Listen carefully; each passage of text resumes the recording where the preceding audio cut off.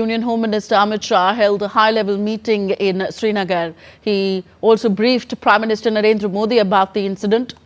Director General of Jammu and Kashmir Police briefed Home Minister upon his arrival. J&K Lieutenant Governor Manoj Sinha, Chief Minister Omar Abdullah, Union Home Secretary and Director of Intelligence Bureau were present at the time of the briefing. The Home Minister vowed that those involved in this dastardly act of terror will not be spared, and the Indian government will come down heavily on the perpetrators with the harshest consequences.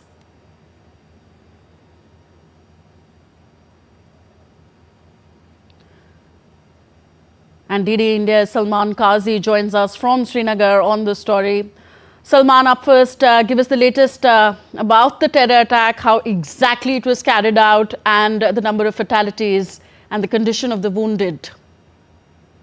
The attack took place yesterday afternoon at a small valley called Baisaran. It is near the Pahalgam Terror on a trail of 15 to 20 minutes, which is around 4 to 5 kilometers from from Pahalgam. A group of terrorists attacked tourists at a place where they usually go to have Maggie, or because that's the usual. They take a trail and they go and have Maggie, etc. at that place. And it seems that this attack was planned, and they might have wrecked the area. And so after the attack, the terrorists went into the forest, and there has been an operation launched.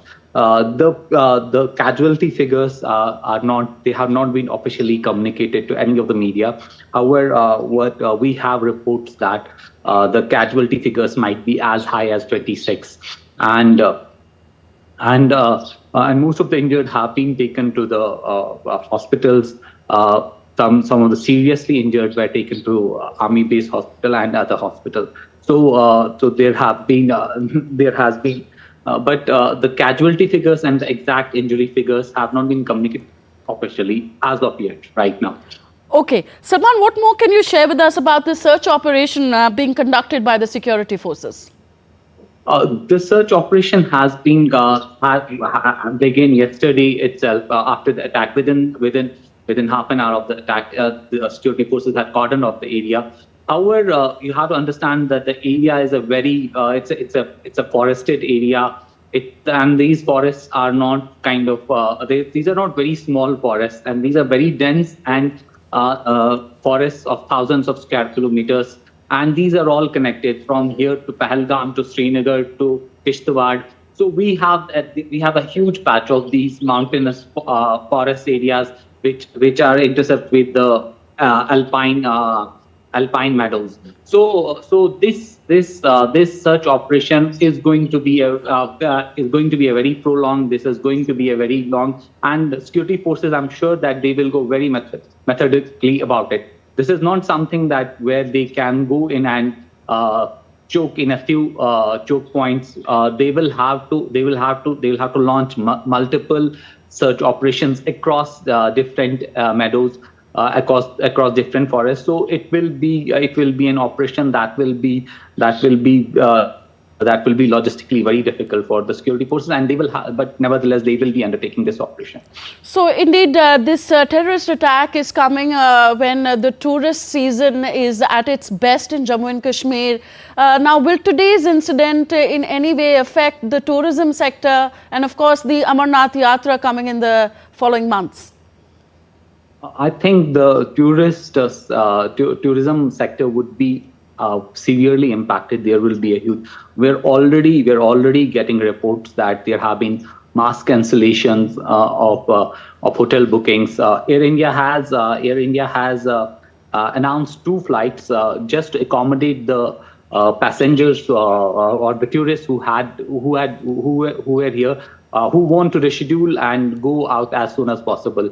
So somebody who had a flight yesterday, they want to get out today. So you can see this reflects the kind of a chilling effect this has on tourists. It's a very traumatic experience for the tourists. I'm not sure that any tourists who would be kind of wanting to. I'm not sure what will be the long-term impact, but I'm sure that this year the tourism sector will be definitely very subdued, and there won't be many people who would want to come and visit, and basically it will be very difficult for them to psychologically convince themselves to go to relax to a place where there might be chances of attacks on them. Okay, Salman, a shutdown call by the Kashmir and Jammu travel and trade bodies has been announced. Give us details of that, and are they all in one voice here? Yeah, definitely. There has been a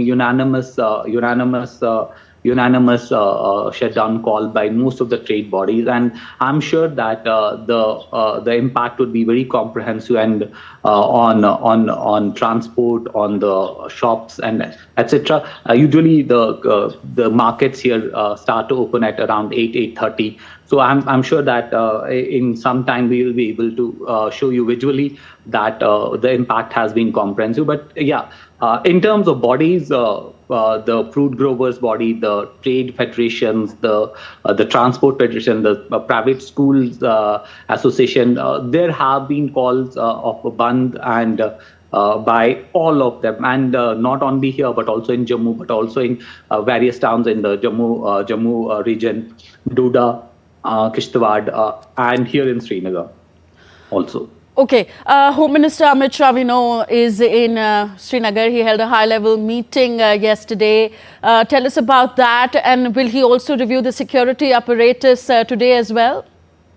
I think he will be having one more meeting today. To review the security.